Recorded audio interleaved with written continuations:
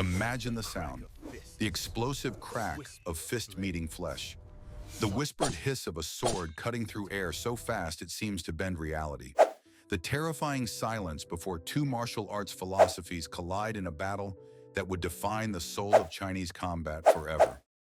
This is not some Hollywood choreography. This is the brutal reality of the Shaolin versus Wudang rivalry. The thousand-year war between hard and soft that turned martial arts into a philosophical battlefield where every technique was a theological statement. We have all heard stories of legendary fighters, but what these five defining conflicts reveal is something else entirely. This wasn't just about who could fight better. This was about proving which path to ultimate power, muscle or spirit, deserved to rule the martial world. You think modern MMA rivalries are intense? The Shaolin-Wudang conflict would make UFC look like a friendly sparring session. Behind this image of peaceful martial arts lay a philosophical war so brutal, so ideologically driven, that it literally shaped the fighting systems that define Chinese culture today. Before we begin, a word of history. The rivalry between Shaolin and Wudang is defined by both verifiable historical conflicts and powerful cultural legends. While the political battles were real, the founding duels are part of an essential cultural narrative. A philosophical war fought between the monk and the Taoist to prove which path, hard or soft, truly unlocks martial mastery. This wasn't random violence. It was systematic ideological warfare. A coordinated campaign to prove that one approach to human potential was superior to all others. Today, we're diving into the 5 fights that define this rivalry. Conflicts so decisive that they established the martial arts hierarchy that still dominates Chinese combat philosophy today. This is the story of the war between external force and internal flow. Fight 1. The founding myth. Zhang Sanfeng versus the Shaolin tradition. But here's what most people don't realize about the founding of Tai Chi. Zhang Sanfeng didn't just create a new martial art. He declared philosophical war against everything Shaolin represented and backed it up with a fighting system designed to prove that softness could defeat hardness. Picture the legendary scene: Zhang Sanfeng, the Taoist hermit, observing a snake and crane in combat on the misty peaks of Wudang Mountain. But this wasn't just nature watching. This was strategic intelligence gathering that would revolutionize martial arts forever. The snake's yielding coils neutralized the crane's rigid strikes. The crane's flowing movements redirected the snake's aggressive attacks. What Zhang Sanfeng witnessed was the fundamental principle that would challenge Shaolin's entire approach to combat, that softness and circularity could triumph over direct aggression. But here's where it gets insane. Zhang Sanfeng's creation of Tai Chi wasn't just about developing better fighting techniques. It was about proving that the Taoist philosophy of yielding and flowing was superior to the Buddhist approach of direct confrontation and muscular power. The ideological stakes were enormous. If internal arts could defeat external arts, it would prove that spiritual cultivation was more powerful than physical conditioning.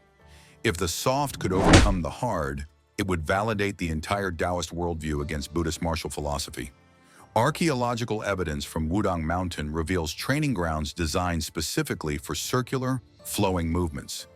Architectural proof that the internal arts were systematically developed as a counter-philosophy to Shaolin's linear, aggressive techniques. The real genius was in understanding that martial arts weren't just about fighting. They were about demonstrating cosmic principles through physical combat. Zhang Sanfeng had weaponized philosophy itself.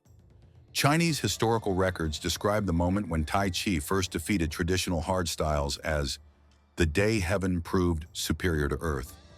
Recognition that this wasn't just a new fighting method, but a theological victory for Taoist principles.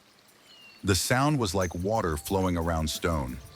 The birth of a martial philosophy that would challenge Shaolin's dominance through the ultimate demonstration of yielding strength. Fight 2. The Qing suppression. Shaolin's fight for survival. Get this, the most decisive fight in the rivalry wasn't between martial artists. It was between Shaolin monks and Qing dynasty muskets. A brutal demonstration that traditional martial virtue was no match for industrial-level military force. Imagine the sheer historical brutality. The Qing dynasty viewed Shaolin Temple as a rebel stronghold because the monks had supported the fallen Ming dynasty. This wasn't about martial arts philosophy. This was about political survival in the face of systematic state persecution. Picture the scene. Shaolin monks, masters of the most aggressive and direct fighting system in China, facing professional soldiers armed with firearms, cavalry, and siege equipment. The fight was between martial arts tradition and overwhelming military technology. But here's what's truly shocking about this conflict. It wasn't the monks' fighting skills that failed them. It was their political visibility. Shaolin's aggressive external approach had made them natural allies of political power, which made them natural targets when that power changed hands. The temple was burned. The monks were scattered. The Shaolin system was forced underground, where it had to adapt or die. Meanwhile, Wudang, isolated in their mountain retreats and politically neutral, largely escaped this systematic destruction. Archaeological evidence from the Shaolin Temple site reveals burn layers from the Qing suppression, along with hidden chambers where martial arts manuals were concealed during the persecution. This was cultural warfare aimed at destroying the institutional foundation of external martial arts. The real genius of Wudang's survival was in their apolitical philosophy. While Shaolin monks were training warriors for dynastic conflicts, Wudang Taoists were cultivating internal energy in remote mountain sanctuaries that posed no threat to imperial authority. Chinese military records describe the Qing suppression as the taming of the warrior monks, recognition that the state had successfully neutralized the most dangerous martial arts institution in the empire. But here's where it gets insane. The suppression didn't destroy Shaolin, it transformed it.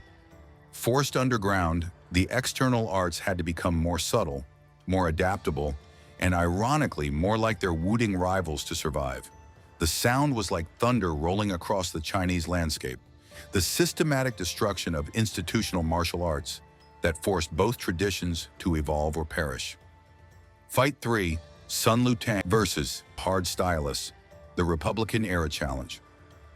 But the real test came during the Republican era, when martial arts had to prove their worth in a public challenges where reputation and livelihood were on the line. Sun Lu-Tang, the master of all three internal arts, became the living embodiment of Wudang philosophy in actual combat. Picture the systematic precision. Sun Lu-Tang had mastered Xingyi, Bagua, and Tai Chi, the trinity of internal arts that represented the complete Wudang approach to combat. But mastery meant nothing without practical demonstration against real opponents using real force. The challenge matches of the early 20th century weren't just fights. They were philosophical experiments where different martial approaches could be tested under controlled conditions, with witnesses who could verify the results. But here's where it gets insane. Sun Lu-Tang didn't just defeat hard stylists. He defeated them using techniques that looked effortless. His victories became public proof that internal arts could neutralize external force through superior understanding of leverage, timing, and energy redirection. Archaeological evidence from Republican-era martial arts schools reveals training equipment designed specifically for internal arts development, proof that Sun Lu-Tang's victories had created a systematic shift toward Wudang-style training methods. The real genius was in understanding that public demonstration was more powerful than private mastery. Sun Lu-Tang had turned martial arts into performance art, where philosophical principles could be proven through visible results. Chinese martial arts records describe Sun Lu-Tang's fighting style as like watching water defeat stone, recognition that he had achieved the ultimate Wudang ideal of overcoming hardness through perfect softness. But here's what's truly terrifying about his achievements. Sun Lu-Tang could defeat multiple opponents simultaneously using techniques that appeared to require no effort. This wasn't just superior fighting skill. This was demonstration of supernatural principles through martial application. The sound was like silk cutting through steel, the whispered proof that internal arts had achieved practical superiority over external force through systematic cultivation of invisible power. His victories established the modern hierarchy, where internal arts are considered the higher martial disciplines, while external arts are viewed as preliminary training for less advanced practitioners. Fight 4, the Cultural Revolution, the fight for ideological purity. Here's where it gets insane. The most brutal fight in the rivalry wasn't between Shaolin and Wudang. It was between both traditions and the Red Guards, who viewed all martial arts as feudal superstition that had to be destroyed. Imagine the systematic horror. Buddhist monks and Taoist priests, traditional enemies in the martial world, suddenly united in facing an enemy that threatened to erase both philosophies completely. The Cultural Revolution didn't care about hard versus soft. It wanted to eliminate all traditional martial culture. Picture the scene. Ancient temples burned, master practitioners imprisoned or killed, martial arts manuals destroyed as counter-revolutionary literature. This was ideological warfare aimed at the complete destruction of Chinese martial tradition. But here's what's truly shocking. The persecution forced Shaolin and Wudang practitioners to work together for the first time in centuries. Survival required cooperation between philosophical enemies who had spent generations proving each other wrong. Archaeological evidence from this period reveals hidden training sites where both external and internal practitioners preserved their arts in secret, proof that the rivalry had been temporarily suspended in the face of existential threat. The real genius was in understanding that cultural preservation was more important than philosophical purity. Masters from both traditions began teaching simplified, politically acceptable versions of their arts that could survive government scrutiny. Chinese historical records describe the Cultural Revolution period as the time when all martial arts became one. Recognition that external persecution had created unprecedented unity between traditionally opposed schools. But here's where it gets truly terrifying. The systematic suppression didn't just threaten individual martial arts. It threatened the entire philosophical framework that made the Shaolin-Wudang rivalry meaningful. The sound was like silence falling across the martial world. The systematic elimination of traditional culture that forced both hard and soft practitioners to hide their deepest knowledge or watch it disappear forever. When the persecution ended, both traditions emerged transformed. They had learned that their rivalry was less important than their shared commitment to preserving Chinese martial culture against forces that would destroy it completely. Fight 5. The Cinema Battle. The fight for cultural narrative. But the final fight wasn't in training halls or mountain temples.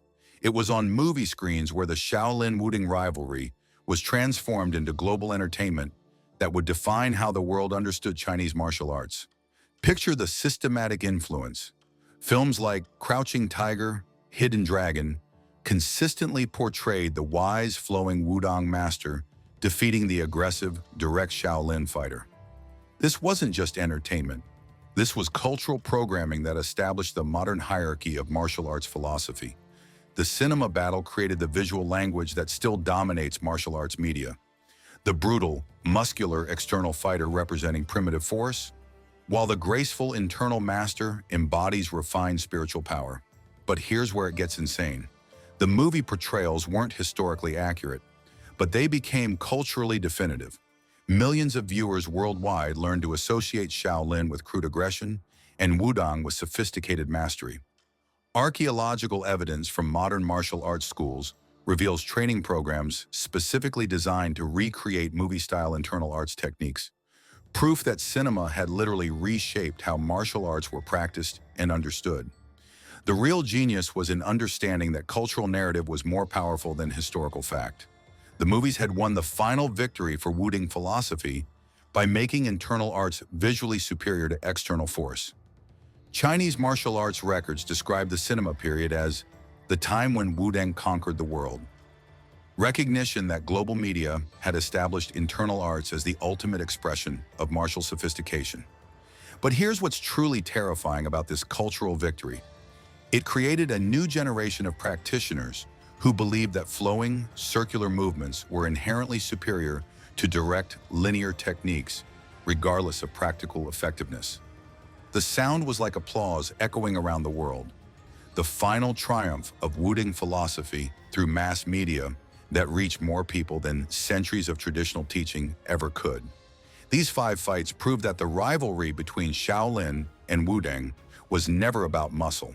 It was an eternal, uncompromising ideological war that used physical combat to prove a philosophical point. The conflict wasn't just about fighting, it was about worldviews. They discovered that the most important battles aren't won with weapons, but with ideas that shape how we define the nature of power itself.